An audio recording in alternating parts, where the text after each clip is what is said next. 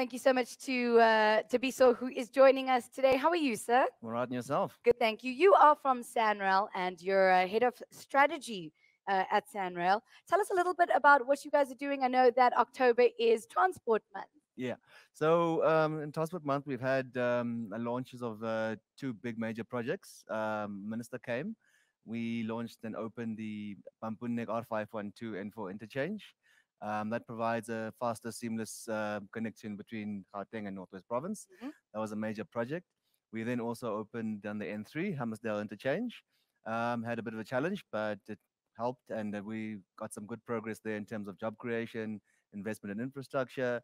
So we keep the wheels turning in terms of infrastructure development in South Africa. And then the minister was able to also go to the N2R coast, Mhm. engage with communities, basically share information in terms of what's coming up on the project. Obviously, as you know, the SANRAL network is small part of it is, I would say, urban, but a large part of it is rural. When you go Mhm. beyond Gauteng and you Yep. get to Northwest, you'll see the reality part of it. Even though there's lots of traffic and high traffic volumes, but it's still part of the rural network as well. But that's what we've been doing now in Transport Month, and it's going well. Thank you. It seems like it's been a very busy transport month for you. But you're here today to speak to us about road safety and smart roads. So take it away. All right, not a problem. All right. So in Sunwell developed its Horizon 2030 from around 2016. And we looked at what we've done well as an entity and as an SOC responsible for the national roads of South Africa. As you would know, we are responsible for the design, development, construction, operations, and finance of the national road network. Currently sits at 22,253 kilometers. So we did a comprehensive process of drafting and crafting our new Horizon 2030 12-year strategy. So we looked at in terms of what are our key pillars of Sunrail, and of those we came up with four. That's roads, because without roads we wouldn't have a mandate and we wouldn't exist and we wouldn't know what to do with ourselves. Then there's road safety. It's a key important strategic initiative for the country, even though strictly speaking we are infrastructure. We've realized that road safety is that element to which we need to play a crucial role as implementing agents, infrastructure implementing agents. So we are working towards also making that a reality for the country going forward. Then we have mobility, because in addition to building roads, you have to look at congestion management, you have to look at operations for the user, you have to look at convenience and other factors as well. And then we also looked at stakeholder engagements and stakeholders. We elevated that to a pillar as well. So we've realized that stakeholders are an important key element in South Africa. You can't have successful projects without involvement of the various stakeholders. There's now an active citizenry that's taking place in South Africa, in parts of Africa and the world where you can't just do projects for the sake of projects. You have to include communities. You have to engage with SMEs. You have to have inclusive participation, speak to elements of transformation. So that was where we were in terms of those four. So today I'll be speaking a bit on our road safety initiatives, and the smart roads in terms of from a technology point of view and the interventions we put in place. So as when we have developed Horizon 2030, as I indicated, road safety was a key pillar there. So in terms of our initiatives under road safety, we prescribe to the National Road Safety Strategy developed by the Department of Transport and its key stakeholders. So in there, it looks at safer infrastructure, it looks at safer road users, safety of road users, technology and innovation. In terms of road infrastructure as Sunrail, we've always elevated and gone and been proud of the fact that we develop safely engineered roads. We have asset management in place, which is the second crucial element of safer roads. With asset management, we've closely guarded that as Sunrail. And so we have not outsourced the element of whereby we do have our own survey vehicles. We have our own Oracle database. So our survey vehicles will go out and collect the road conditions and report on road conditions, put all that information and statistics into the Oracle database. Then we'll use technology and programs such as HDM4 to determine how we should take care of our network, uh, where should we invest our network, maintenance actions, capex actions, etc. And that will inform us how we can utilize the limited funding more efficiently going forward. Stormwater management is key as well, noting obviously that your roads deteriorate based on excessive traffic volumes, heavy vehicle overloading, and water management. So we've always make sure we put that into our road infrastructure going forward.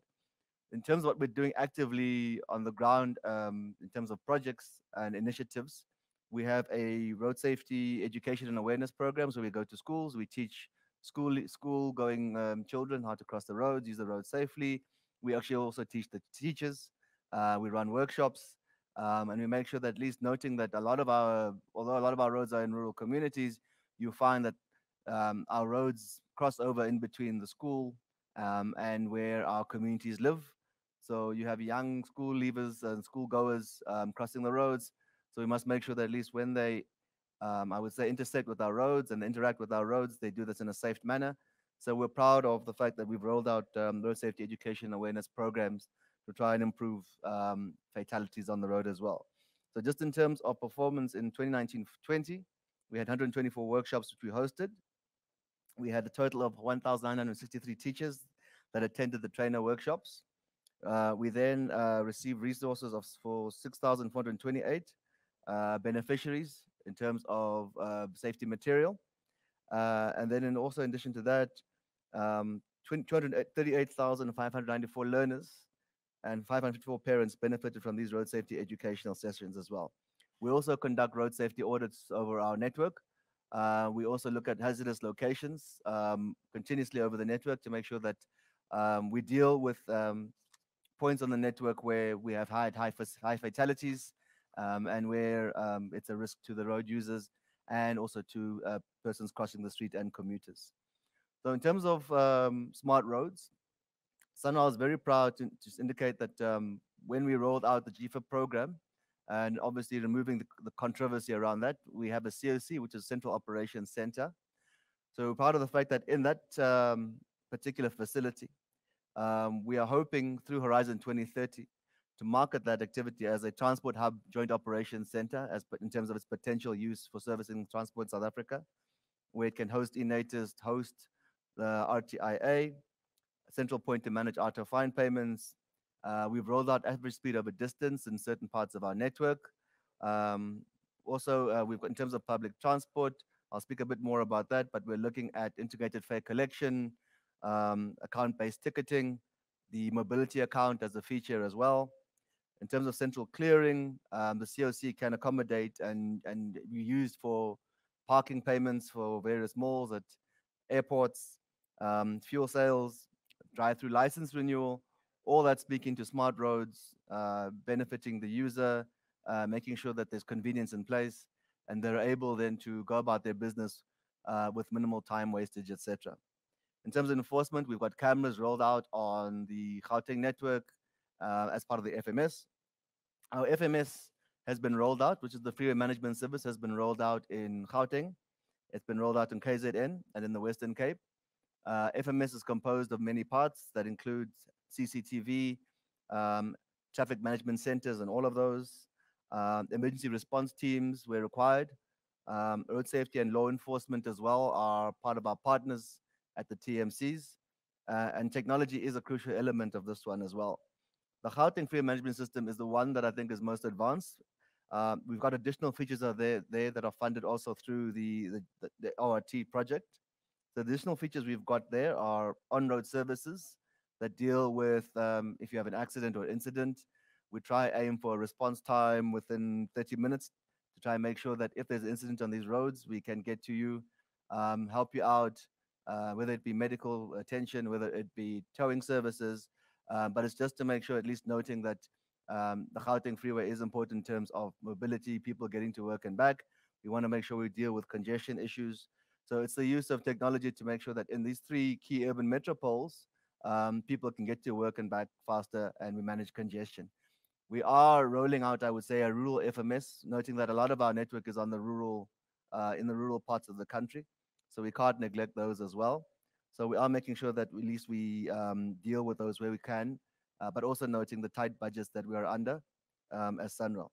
So in terms of the on-road services fleet, we have 34 vehicles that comprise of incident response units, medical response units, light vehicle towing response, and heavy vehicle towing response units. So previously, last year, we did attend the SMA.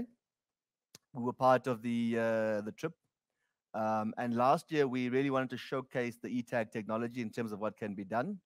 And as I'm sure those that were on the trip would attest to the fact that going through the toll plazas using the ETAG was a seamless process, um, minimal delays.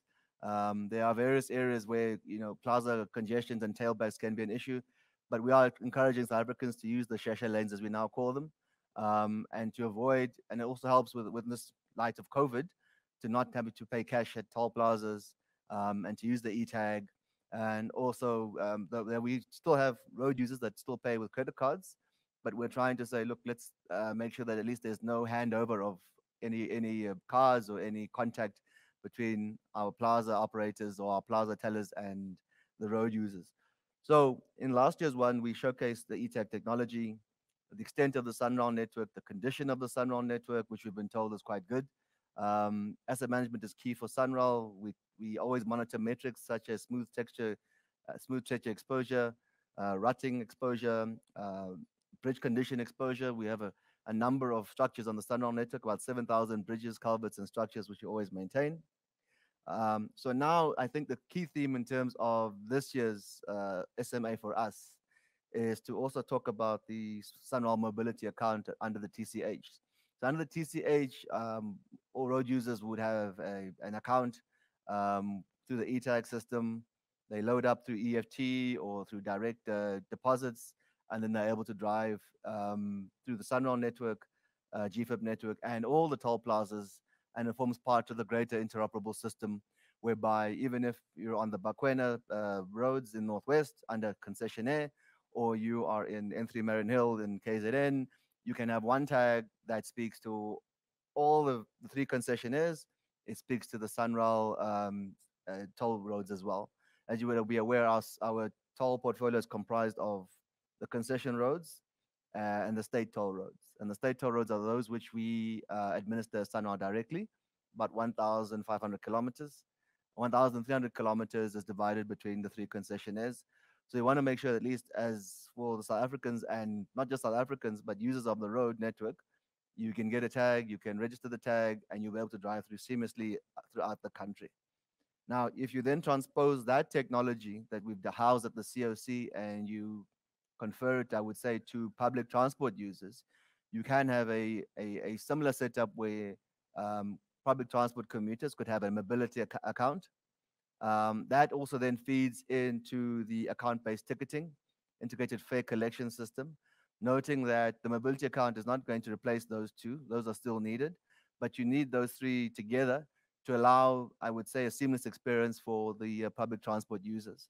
So similar to those of you that have been to the UK with the Oyster card system, the idea would be that you could have, through obviously the mobility account, you then have an account-based ticketing system where it's a card provided to the public transport user.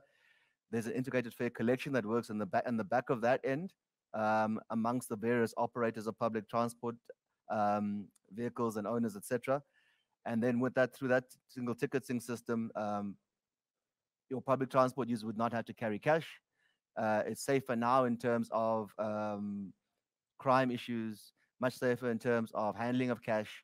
And now with the COVID situation, it actually lends itself now to fast tracking that particular technology and making sure that we get that on the ground. So we've partnered with the Department of Transport. We are trying to, I would say, get some pilot systems going. There seems to be take up for it. Integrated fare collection is something we've been touting a lot in South Africa, but we're still a bit slow on it. But we're working as fast as possible to, within Gauteng, try and get some sort of pilot system going. The technology and the capability is there. It's just getting all the partners together on the same page, so that whether you're traveling by bus, train, taxi, you could leave your house, not have to carrying cash, just carrying your card, and then you'll be able to get to anywhere within the country, hopefully within reason, within Gauteng for the moment. So we shall see how that goes in terms of that single ticketing system and operating system, operating off the TCH. in conjunction, obviously, with the automated fare collection system as well. So it would be remiss of me not to mention the green transport strategy that has been developed by the Department of Transport. This is obviously to reduce greenhouse gases and to make sure at least it ties into Smarter Mobility Africa. So there's a lot of synergy in that respects. My environmental colleagues could talk more greater in terms of greenhouse gases, NOx, and all those other benefits that are important in terms of ESG. But we'll see what we can do about those. And we are in line with the green transport strategy to try to make sure that we are moving along the path towards EVs and AVs as well. As I indicated before, AVs represent a bit of a challenge given our network. So, in as much as I say the SANRAL roads are in pretty good condition, then we've had a lot of praise from international travelers, international visitors to the country. We are part of the World Roads Association, where we meet as entities of road authorities and road agencies. We share ideas, collaborate on knowledge, technical specifications, latest developments, etc. And we've been well recognized in terms of the quality of the Sunrail road systems, and we've got systems in place and the network. However, we need to realize that the great the extent of the South African road network is 750,000 kilometers in length. Our portion for Sun was only 22,000 of that. So you've got provinces at 250,000, you've got municipalities 240,000, and then you've got roads that are ungazetted and don't have any, are not under any formal authority. So that presents a challenge in terms of harmonization of systems and standards and introduction of, I would say, a conducive environment to do AV and to roll out AV in this particular country. Obviously, with AV, you'd need to make sure that your line markings are fine, the quality of your road infrastructure. We have a lot of gravel roads that present challenges as well in South Africa. Signage is also an issue here. Maintenance, which we really do prioritize for some aspects of the network, has been neglected. So all those things make it, I would say, a bit precarious, the path for AV.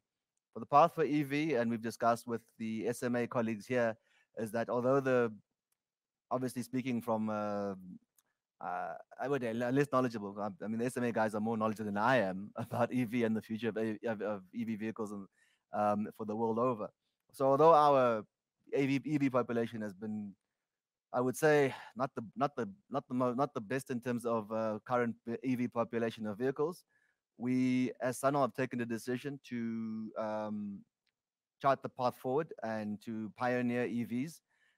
So we're intending, as part of the Smart Roads program, to pilot some EV charging stations, and we're hoping that with the intervention of, I would say, our stakeholders in government, such as Department of Transport, National Treasury, looking at the tax system, making a subsidy system, DTI, that we can try and get some enthusiasm around EVs and make it practical, make it implementable, and make it a viable option for the country going forward. But we realize not doing anything, we actually add to the problem of not having the vehicle take up.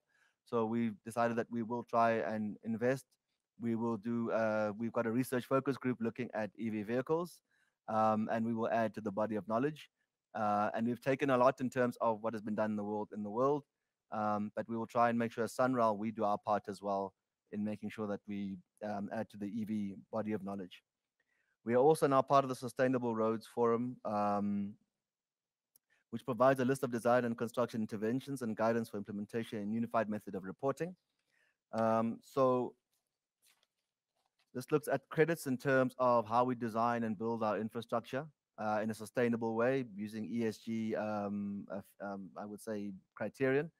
So the credits will generally fall within the following categories: environmental impacts, climate change considerations, pavement design, materials and resources, energy and atmosphere, community skills and SME development, access and equity, and innovation and design. So all of that index will then give us a basis for scoring ourselves in terms of how we do sustainable roads going forward for the country. In terms of other technology, I indicated to you, we've got CCTV surveillance with accident detection, safer work zones where we are piloting and experimenting with robotic traffic signal and basically making sure that at least in situations where we have high vehicle traffic, we don't put our people in harm's way and contractors in harm's way. We have average speed enforcement, average speed over distance that you would have seen on the N3 and our concession there, N3TC, with the view to roll that out. And we've noticed that it is effective in making sure that we curb excessive speeding and for safety on the road. That all speaks to, I think, our smart roads program as well.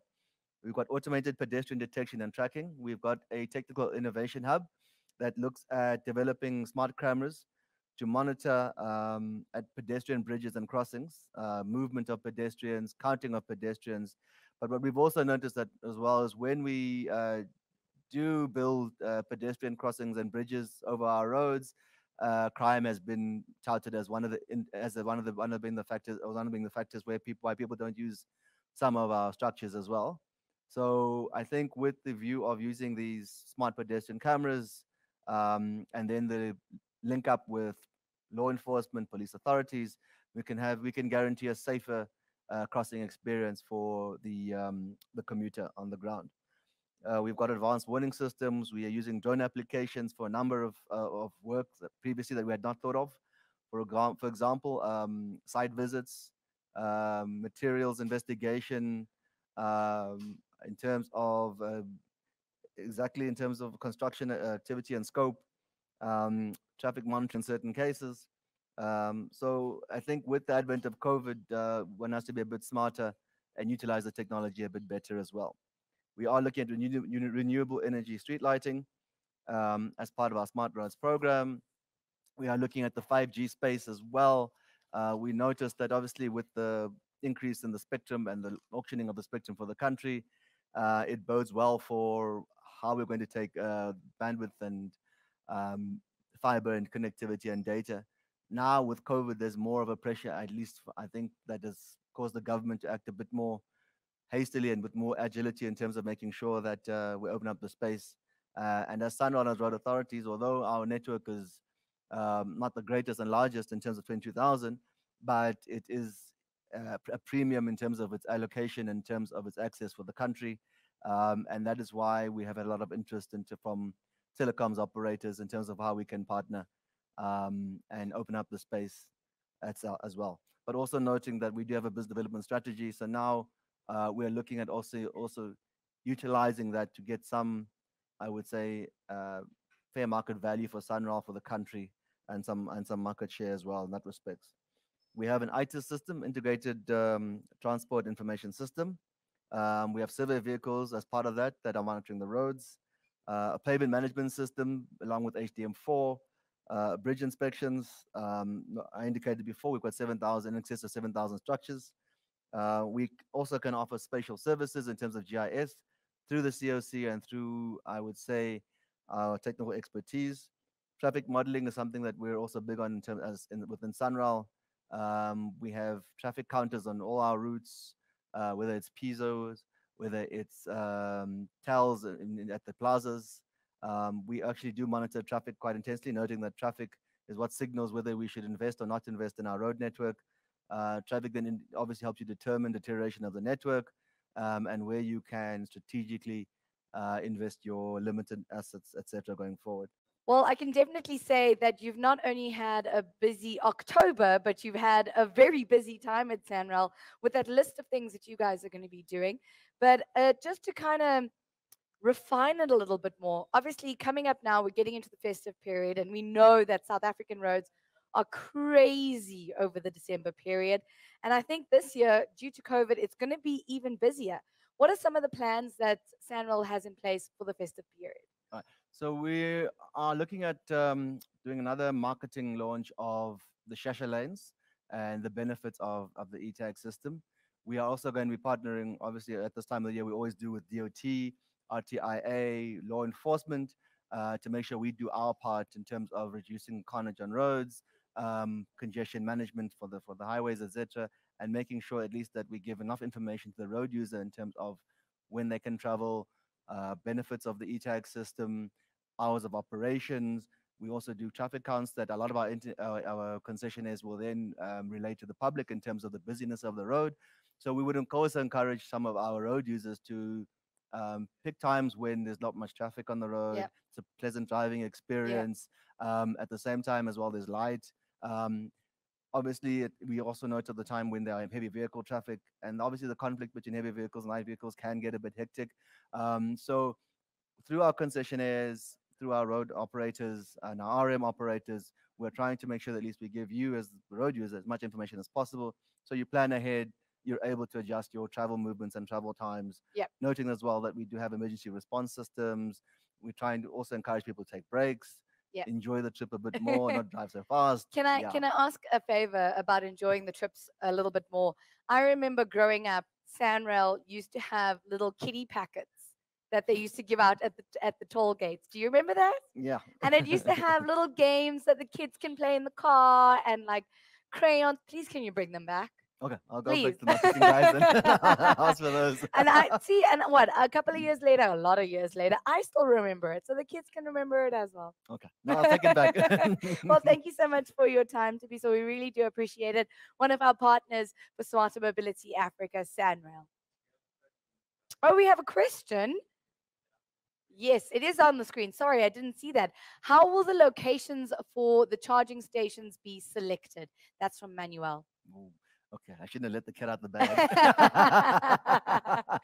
So, when as Exco, we took a decision that we wanted to at least dip our toes into the EV charging space, even though noting that we've done our homework and the vehicle population is quite low, but we feel that it's the future, it's where it's going, it's for IR, along with also with AV and EV. And if we don't obviously go into the water, we'll be overtaken by events. So we did a lot of homework in terms of the vehicle population, the current EV rollout and charging stations, the densities, etc., etc. And then we decided, based on our analysis, we identified certain corridors.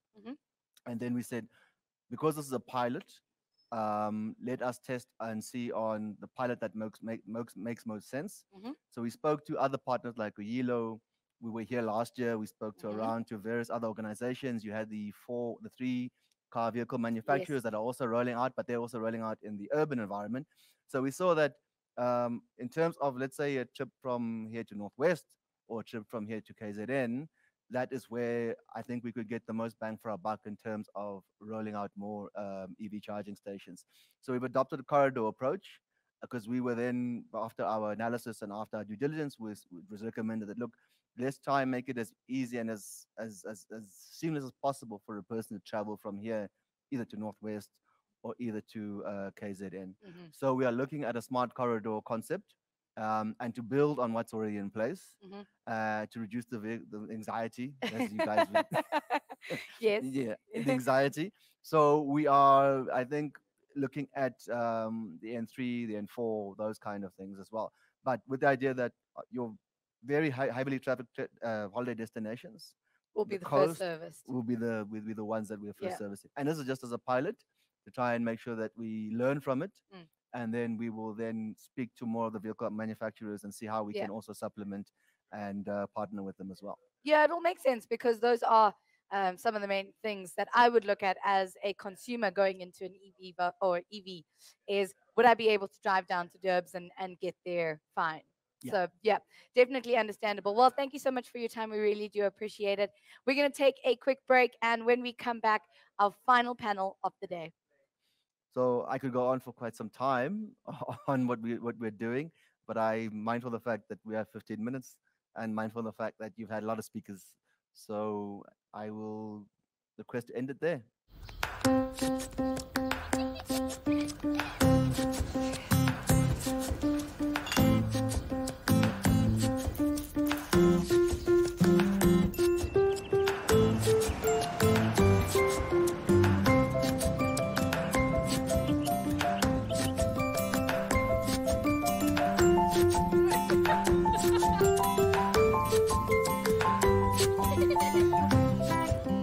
Your kids learn a lot from you. So, if you drink and drive or text and drive... Is it that, my boy? What do you think they'll do when they grow up? Dad, I want to be just like you when I grow up. Set a good example for your sake and theirs.